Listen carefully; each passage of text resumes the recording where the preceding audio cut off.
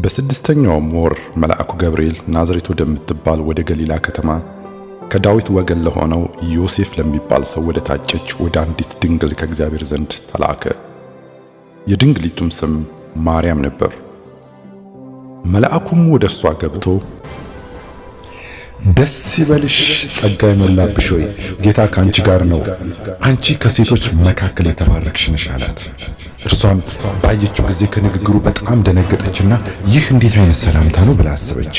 መልአኩም እንዲህ አላት፣ ማርያም ሆይ በእግዚአብሔር ፊት ጸጋ አግኝተሻልና አትፍሪ።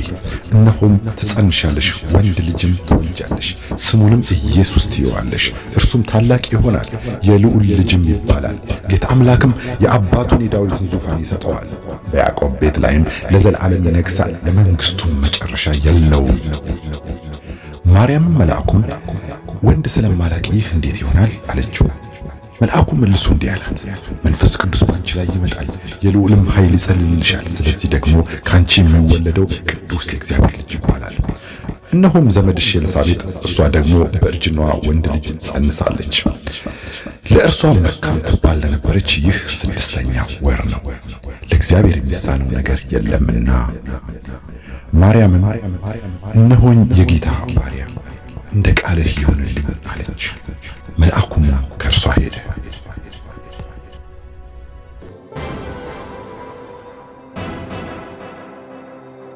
በዚያም ወራት ዓለሙ ሁሉ እንዲጻፍ ከአውግስጦስ ቄሳር ትእዛዝ ወጣች።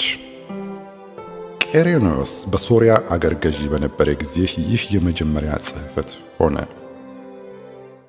ሁሉም እያንዳንዱ ይጻፍ ዘንድ ወደ ከተማው ሄደ።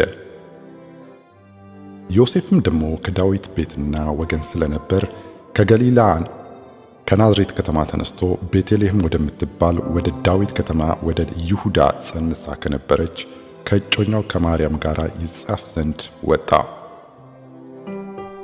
በዚያም ሳሉ የመውለጃዋ ወራት ደረሰ። የበኩር ልጇንም ወለደች። በመጠቅለያም ጠቀለለችው። በእንግዶች ማደሪያ ስፍራ ስላልነበራቸው በግርግም አስተኛቸው።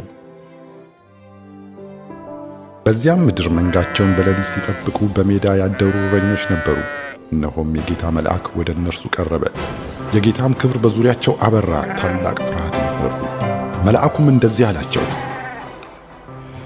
እነሆ ለሕዝብ ሁሉ የሚሆን ታላቅ ደስታ የምሥራች እነግራችኋለሁና አትፍሩ። ዛሬ በዳዊት ከተማ መድኃኒት እርሱም ክርስቶስ ጌታ የሆነ ተወልዶላችኋልና። ይህም ምልክት ይሆንላችኋል፣ ሕፃን ተጠቅልሎ በግርግም ተኝቶ ታገኛላችሁ። ኢየሱስም በይሁዳ ቤተልሔም በንጉሡ በሄሮድስ ዘመን በተወለደ ጊዜ እነሆ ሰብአ ሰገል የተወለደው የአይሁድ ንጉሥ ወዴት ነው? ኮከቡን በምሥራቅ አይተን ልንሰግድለት መጥተናልና እያሉ ከምሥራቅ ወደ ኢየሩሳሌም መጡ። ንጉሡም ሄሮድስ ሰምቶ ደነገጠ፣ ኢየሩሳሌምም ሁሉ ከእርሱ ጋር። የካህናትንም አለቆች የሕዝቡንም ጻፎች ሁሉ ሰብስቦ ክርስቶስ ወዴት እንዲወለድ ጠየቃቸው። እነርሱም አንቺ ቤተልሔም የይሁዳ ምድር ከይሁዳ ገዢዎች ከቶ አታንሽም፣ ሕዝቤን እስራኤልን የሚጠብቅ መስፍን ካንቺ ይወጣልና ተብሎ በነቢይ እንዲህ ተጽፏልና በይሁዳ ቤተልሔም ነው አሉት። ከዚህ በኋላ ሄሮድስ ሰብአ ሰገልን በስውር አስጠርቶ የታየበትን ዘመን ከእነርሱ በጥንቃቄ ተረዳ። ወደ ቤተልሔምም እነርሱን ሰዶ ሂዱ፣ ስለ ሕፃኑ በጥንቃቄ መርምሩ፣ ባገኛችሁትም ጊዜ እኔ ደግሞ መጥቼ እንድሰግድለት ንገሩኝ አላቸው። እነርሱም ንጉሡን ሰምተው ሄዱ። እነሆም በምሥራቅ ያዩት ኮከብ ሕፃኑ ባለበት ላይ ወጥቶ እስኪቆም ድረስ ይመራቸው ነበረ። ኮከቡን ባዩ ጊዜ በታላቅ ደስታ እጅግ ደስ አላቸው። ወደ ቤትም ገብተው ሕፃኑን ከእናቱ ከማርያም ጋር አዩት። ወድቀውም ሰገዱለት። ሳጥኖቻቸውንም ከፍተው እጅ መንሻ ወርቅና ዕጣን ከርቤም አቀረቡለት። ወደ ሄሮድስም እንዳይመለሱ በሕልም ተረድተው በሌላ መንገድ ወደ ሀገራቸው ሄዱ።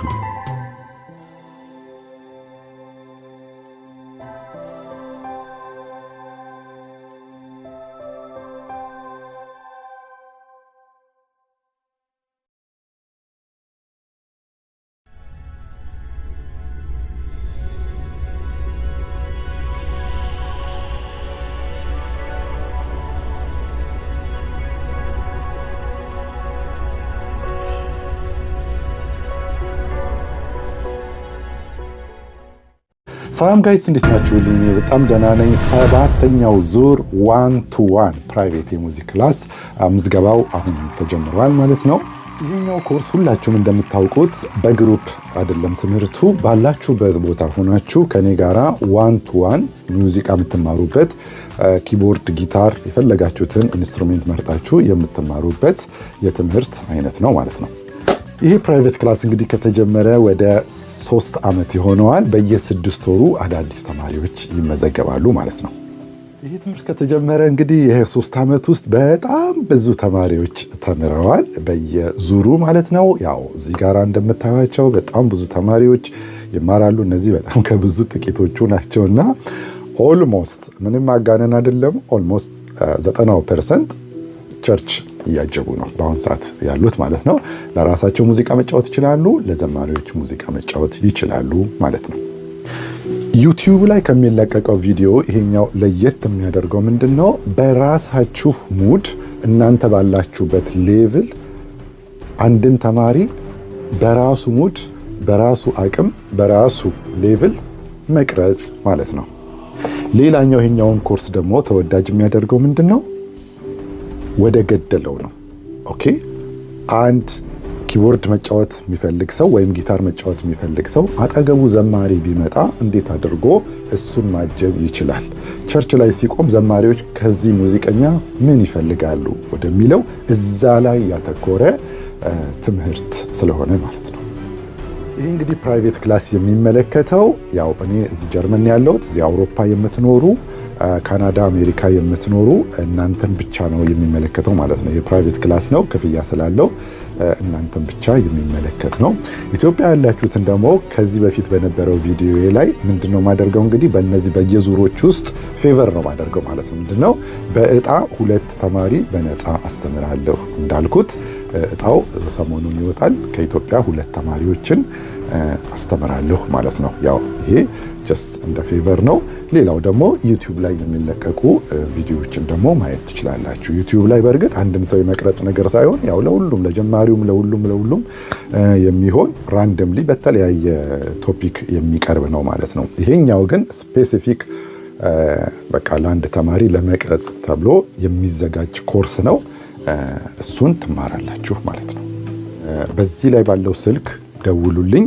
ያው እንግዲህ ይሄ ስልክ የሚወጣው በማስታወቂያ ጊዜ ብቻ ነው ማለት ነው እና የተወሰነ ጊዜ ነው ይህንን ማስታወቂያ ማቆየው።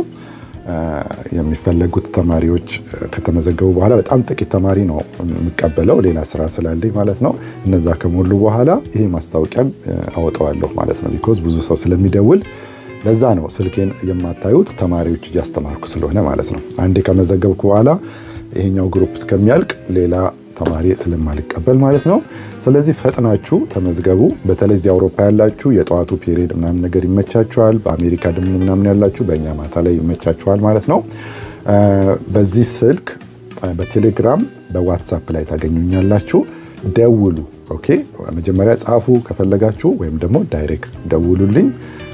ከዛ በኋላ ያለውን ሂደት ቀሪውን ነገር እናወራለን ማለት ነው።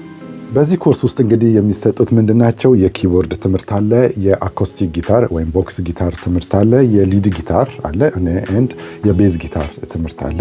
ኤንድ ሙዚቃ መጫወት እችላለሁ። ኪቦርድ ለምሳሌ መጫወት እችላለሁ፣ ግን ሪከርድ ማድረግ አልችልም። ለምሳሌ የስታይል መስራት አልችልም። ችክችካ፣ ዋልዝ፣ ሬጌ ምናምን እዚህ ጋር መስራት አልችልም። ሪትሞች መስራት አልችልም። የሪከርዲንግ የብቻው ትምህርት አለ ማለት ነው። አይ ሁሉንም እችላለሁ ደግሞ ሙዚክ ኮምፖዝ ማድረግ ነው የምፈልገው ካላችሁ ደግሞ የኪዩቤዝ ትምህርት አለ፣ ሙዚክ ፕሮዳክሽን ደግሞ የሚባል እሱም ደግሞ ለብቻው ኮርስ አለ ማለት ነው። እና ያንን ከኮርስ ውስጥ መርጣችሁ መማር ትችላላችሁ ማለት ነው። እንግዲህ ያው እዚህ ጋር እንደምታያቸው ዘና ፈታ እያላችሁ ለብቻችሁ የፈለጋችሁትን እየጠየቃችሁ የምትማሩበት ሂደት ነው ያለው ማለት ነው። ብዙዎቹ ደስተኞች ናቸው። እዚህ ጋር እንደምታዩት የፈለጋችሁትን እየጠየቃችሁ ከኔ ጋራ ለብቻችሁ የምትማሩበት ሂደት ነው። ያው እዚህ ጋር በጣም ብዙ ተማሪዎች ተምረዋል። በየዙሩ ብዙ ጨርሰው የወጡ ተማሪዎች አሉ። እነዚህ አሁን ከረንትሊ ያሉ ዙር ላይ ያሉ ከብዙ ጥቂቶቹ ተማሪዎች ናቸው ማለት ነው። ፈጥናችሁ ተመዝገቡ። ይህ ከብሬን ሚውዚክ ነው። መልካም ቆይታ ይሆንላችሁ። ባይ ባይ።